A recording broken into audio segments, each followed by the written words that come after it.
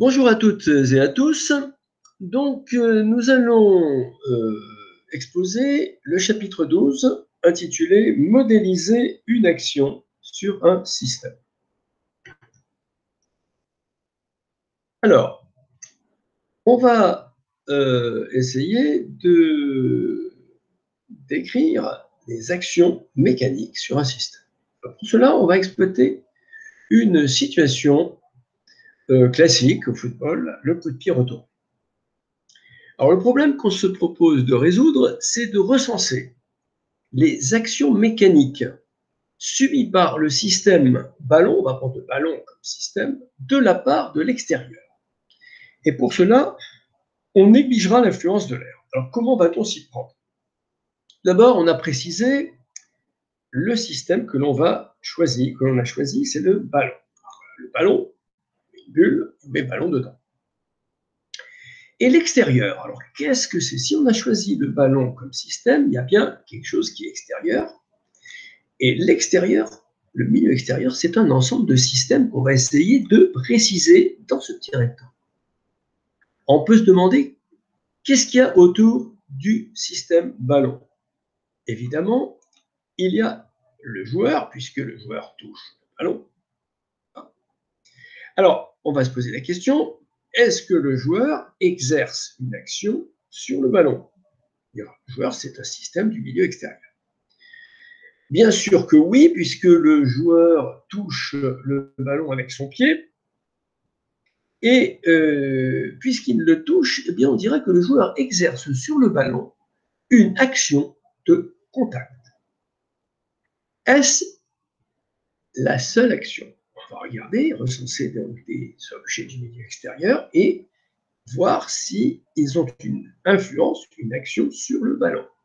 Alors, quoi d'autre comme objet? Par exemple, le sol, qui est sous le joueur.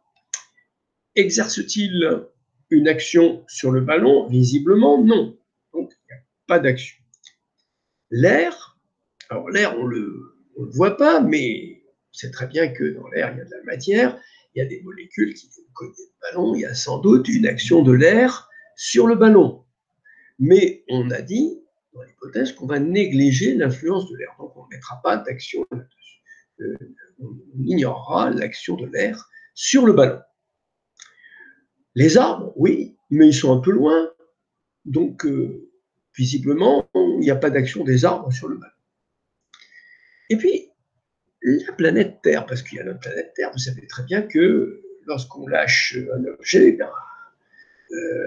au-dessus du sol, cet objet va tomber sous l'action de la planète Terre. Et bien là, le ballon est au voisinage de la planète Terre, donc il subit une action de la part de la planète Terre. Donc la planète Terre va exercer une action sur le ballon, mais une action cette fois-ci à distance. Voilà donc une action à distance, c'est dû à la gravité. On a donc recensé les actions s'exerçant sur le ballon. Bien entendu, il y a tout le reste de l'univers avec les astres, etc., qui exercent des forces sur le ballon, des actions à distance, mais on va les négliger. Donc, qu'est-ce qu'il faut retenir?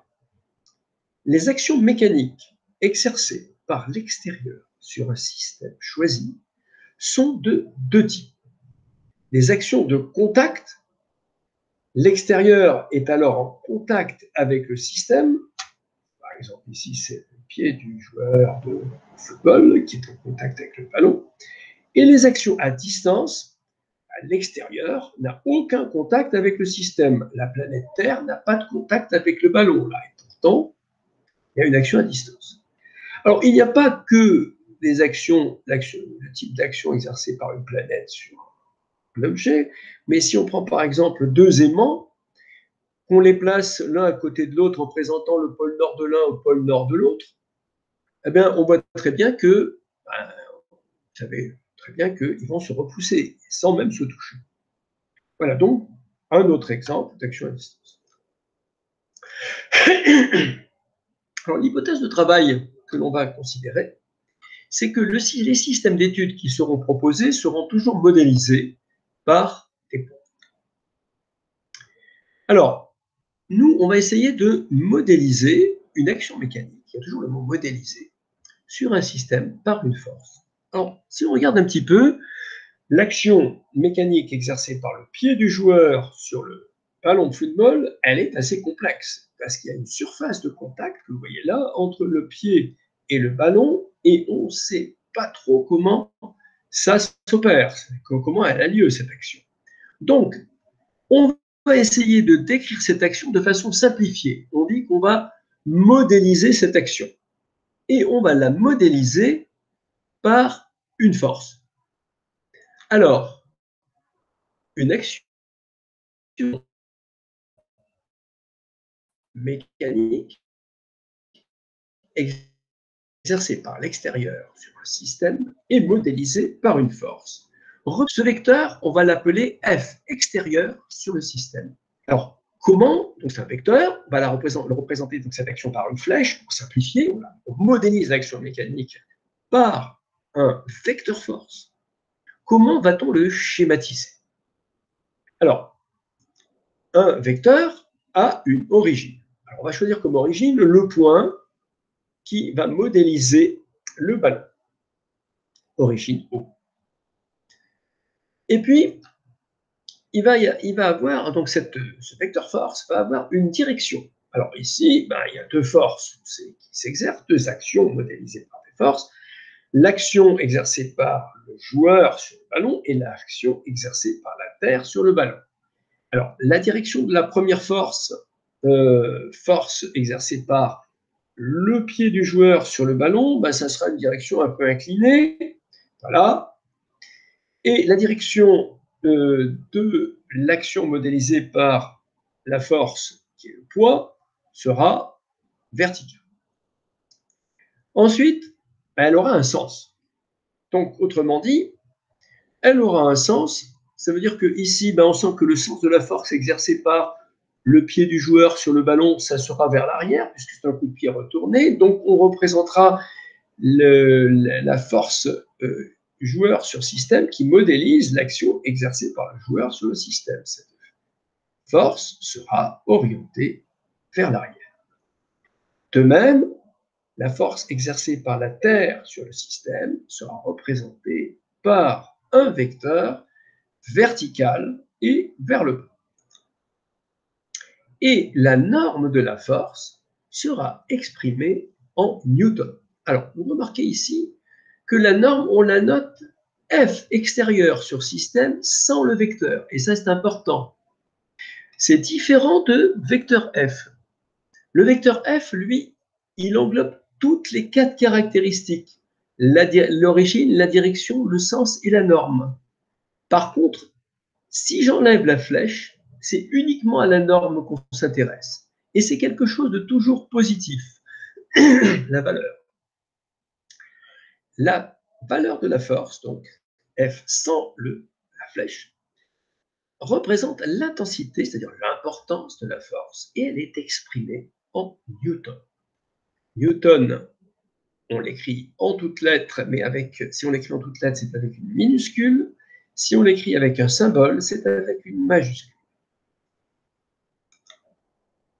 Principe des actions réciproques, troisième loi de Newton. Énoncé. Alors, vous savez très bien, l'expérience montre, on a l'impression que je suis en colère, je tape sur la table, donc ma main exerce une action sur la table, visiblement.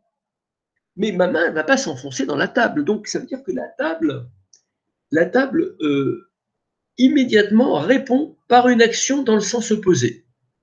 On dit que là, c'est l'essence même du principe des actions réciproques. Chaque fois qu'on exerce sur un objet une action, l'objet répond par une action opposée.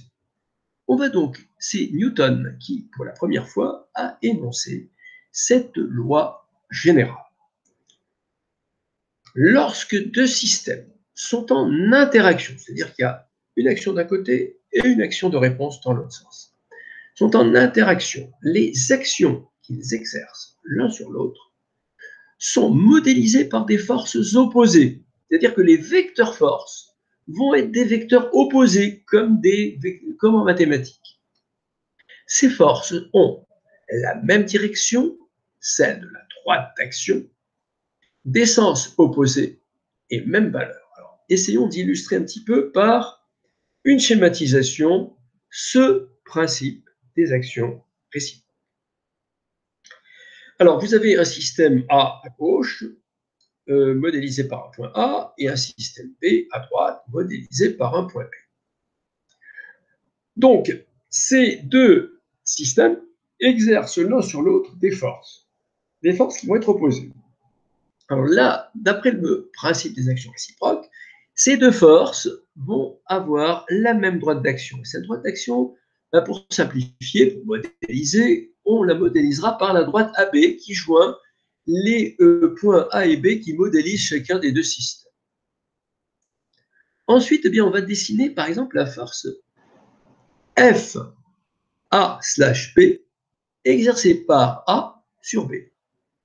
Cette force est représentée par un vecteur qui est porté par la droite d'action et qui a un sens. Bon, par exemple, ça peut être attractif, mais ça pourrait être aussi répulsif, c'est-à-dire que la force FAP elle pourrait être dans l'autre sens. Supposons qu'on ait choisi le cas attractif. Alors, réciproquement, le corps A va exercer, le corps B, pardon, va exercer sur le corps A, système A, une force FBA qui, comme vous le voyez bien, est elle aussi portée par la droite d'action, qui a la même droite d'action que FAB et qui est opposée à FAB. On pourra donc écrire mathématiquement vecteur F de A sur B est égal à moins F, vecteur F exercé par B sur A. C'est, on traduit mathématiquement le principe des actions réciproques par une égalité vectorielle de ce type. Et bien entendu, il faut penser que lorsqu'on a des vecteurs opposés, leurs normes, donc la valeur des forces, sont égales. F A sur B égale F B sur A. Mais F, attention, sans la flèche.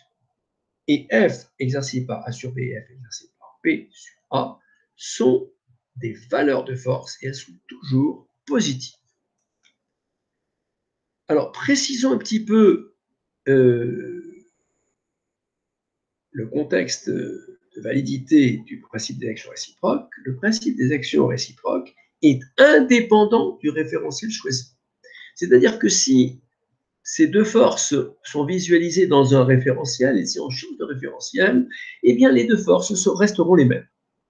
S'applique pour des actions de contact ou à distance, c'est-à-dire pour les deux types d'actions qu'on a vues tout à l'heure.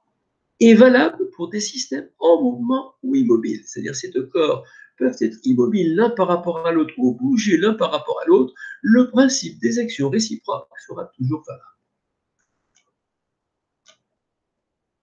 Alors, présentons une situation 1, le virage d'une nageuse qui va faire intervenir une interaction de contact. Alors, regardons une photo d'une nageuse qui est en train d'effectuer un virage sur le mur d'une piscine. Alors, deux corps sont en interaction. Là, le système nageuse, qu'on va modéliser par un point grand A, et le système mur, que l'on va modéliser par un point grand B. Donc, il y aura une interaction entre ces deux systèmes. On voit très bien que la nageuse va pousser vers la droite, donc va appliquer une action mécanique, donc une force exercée de la gauche vers la droite, et que réciproquement, le mur va exercer une action de la droite vers la gauche qui va avoir tendance à propulser la nageuse. Alors, modélisons par des vecteurs. Donc là, la droite d'action commune de ces deux actions, de cette interaction, sera la droite AB.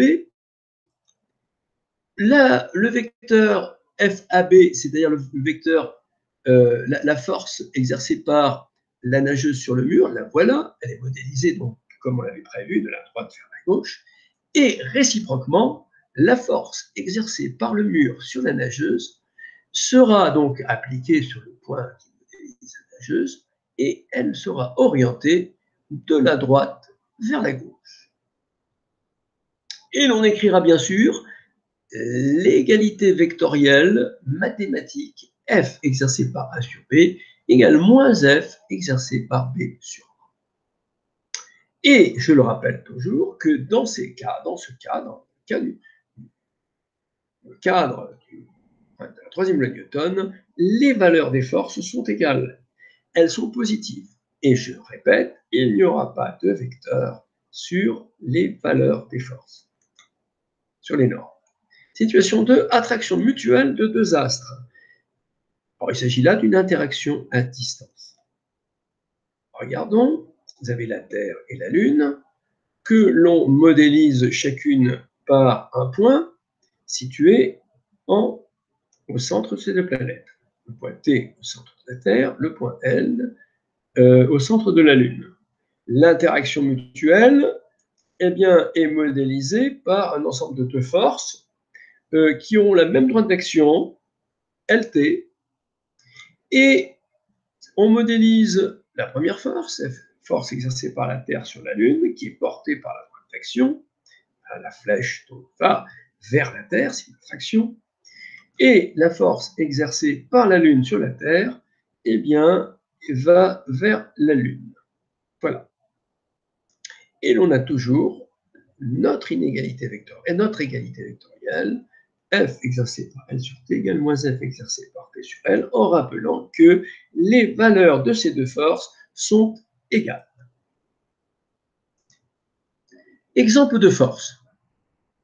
Alors, nous allons parler de la force d'interaction gravitationnelle que nous avons évoquée précédemment dans le cas de la Terre et de la Lune, qui a été découvert par le physicien anglais Isaac Newton. Alors, voilà. Nous avons deux systèmes, ici, deux systèmes. Un système A, modélisé par un point A, de masse MA, un système B de masse MB, modélisé par un point B, et ces deux systèmes sont distants de petit d. Alors, donc, ces deux systèmes exercent l'un sur l'autre des forces attractives. C'est ça le premier volet de la loi d'interaction gravitationnelle, c'est que le A exerce sur B une force FAB et que le B exerce sur A une force FBA, que ces forces sont attractives et on les appelle des forces d'interaction gravitationnelle. Ces deux forces ont les caractéristiques suivantes. Une même direction, celle de la droite d'action AB. Des sens opposés, chacune étant orientée vers le centre attracteur.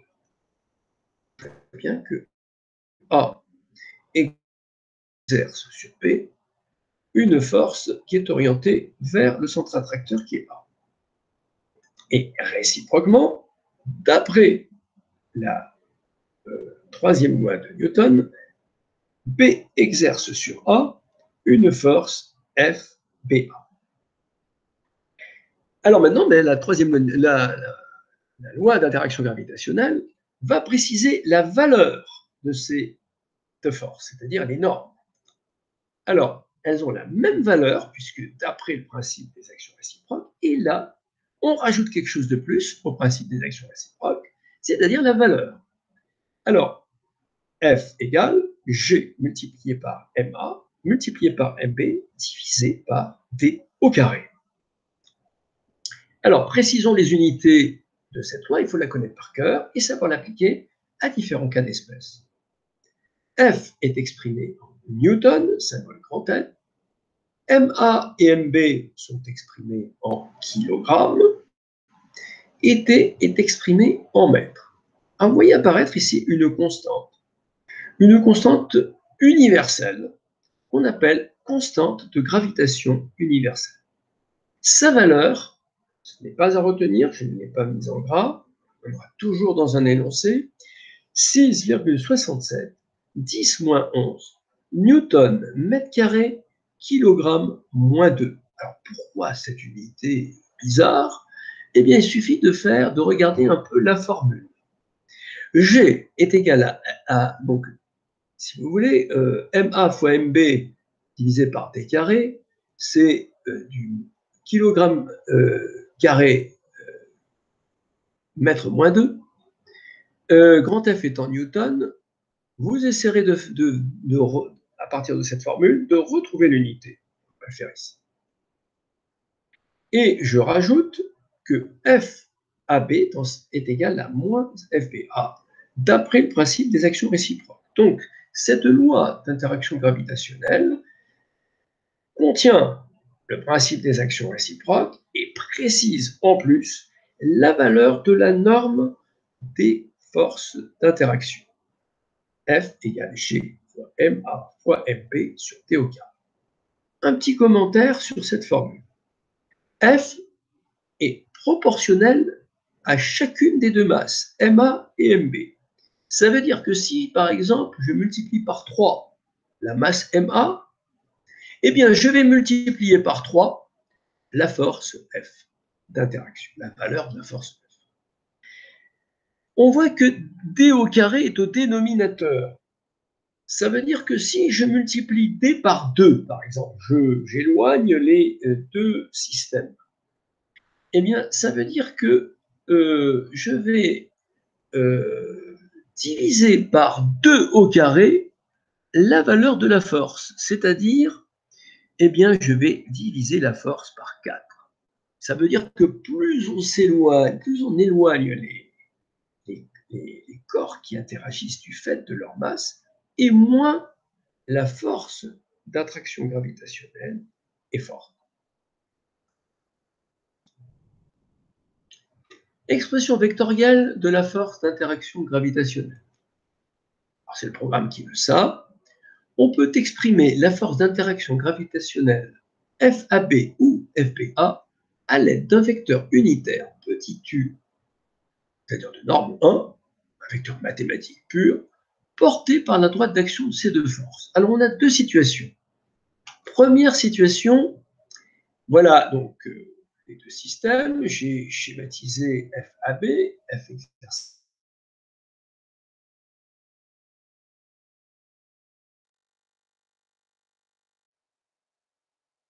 J'ai choisi un vecteur U, action, et de sens contraire. On dira que FAB et U sont collinéaires et de sens contraire.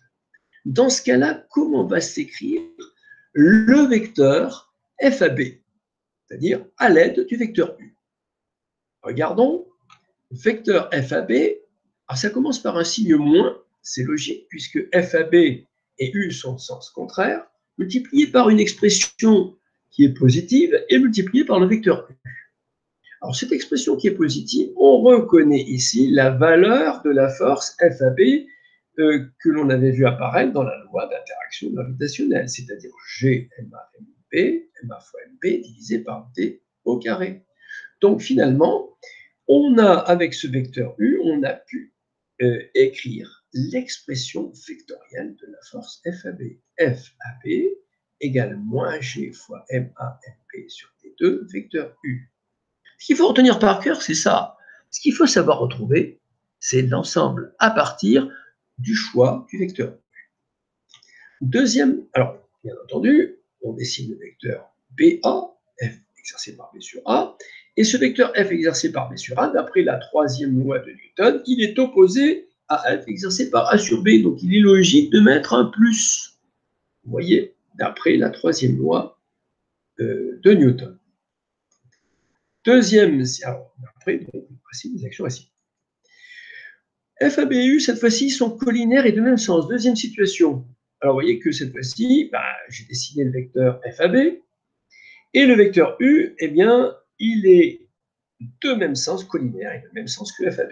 Donc, dans ce cas-là, eh bien, FAB va s'écrire avec un plus, vous voyez, plus G fois MAMB sur D au carré, vecteur U. Donc, on a changé le signe par rapport dans l'expression de FAB par rapport à la situation précédente, et on a un plus.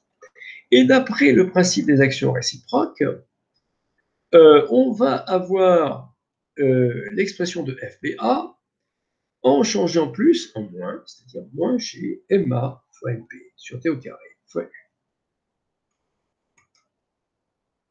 Force gravitationnelle et poids d'un corps au voisinage d'une planète.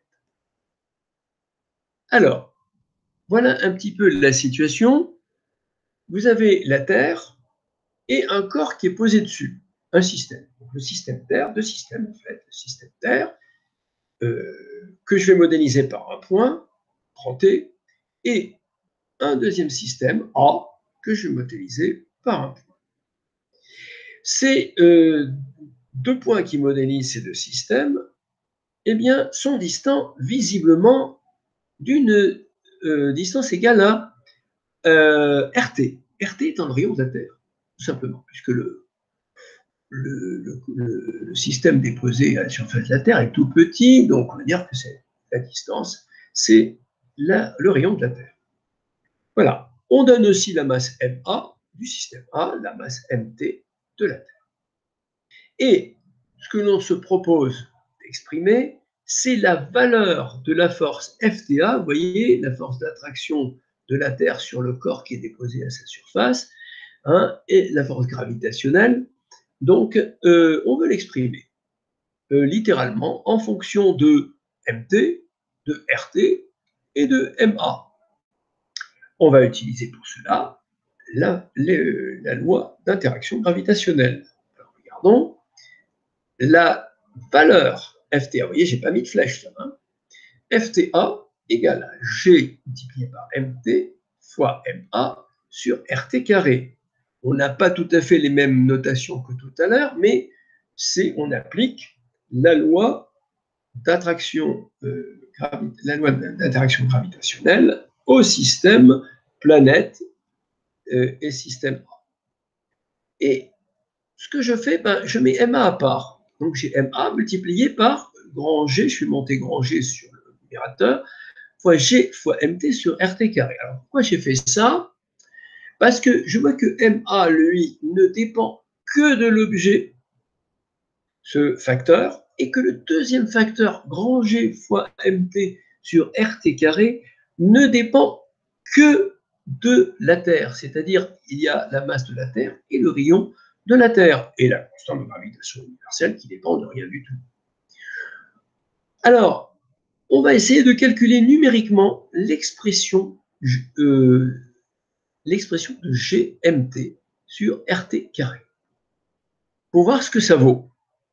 Alors, on fait le calcul, on commente un peu le calcul, grand G, elle est toujours donnée, elle a été donnée dans la loi d'interaction gravitationnelle, 6,67 multiplié par 10,11 unités internationales, multiplié par MT, MT est donné ici, 5,97 10 puissance 24, divisé par RT carré, RT il est donné là, 6370 km.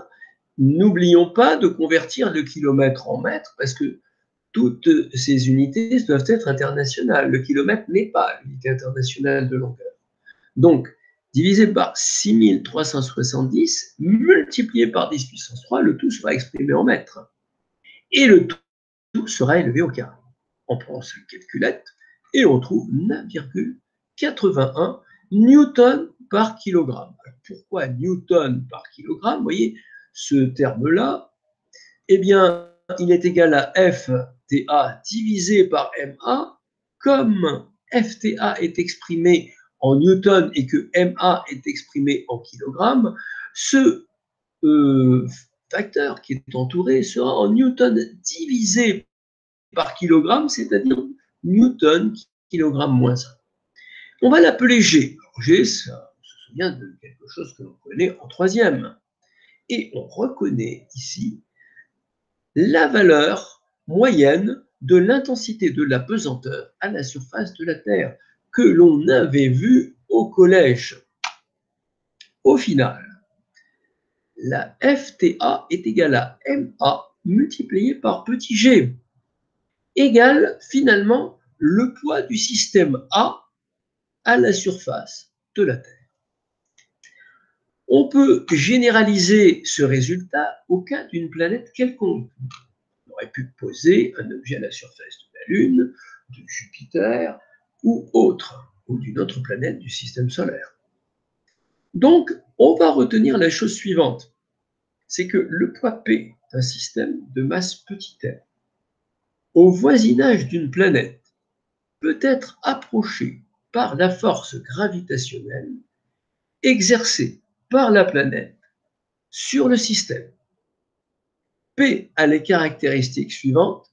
Sa direction, c'est la verticale du lieu, c'est la droite ici passant par le point qui modélise le système et allant jusqu'au centre de la Terre.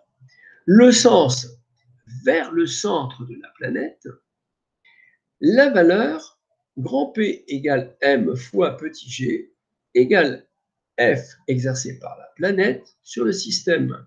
C'est-à-dire qu'on assimile le poids à la force gravitationnelle. C'est ça qu'il faut avoir en tête. Les unités, P en newton, petit m en kilogrammes, et petit g, intensité moyenne de l'apesanteur à la surface de la planète, en newton par kilogramme. On retrouve cette unité grâce à la formule P égale mg. Force exercée par un support sur un système. Alors, regardons un petit peu. Vous avez un système, un parallélépipède, posé sur un plan qui est incliné avec l'horizontale. C'est un plan qui fait partie du support. Donc, le système est supporté par le support. On peut se poser la question, quelles sont les actions qui vont s'exercer sur le système? Alors, bien entendu, on regarde ce qui est autour et immédiatement au contact, il y a le support. Donc, il y a une action de contact exercée par le support sur le système. Mais n'oublions pas qu'il y a aussi l'action exercée par la Terre sur le système, c'est le poids. Donc, je dessine le poids, d'accord? Et je dessine aussi la force exercée par le support.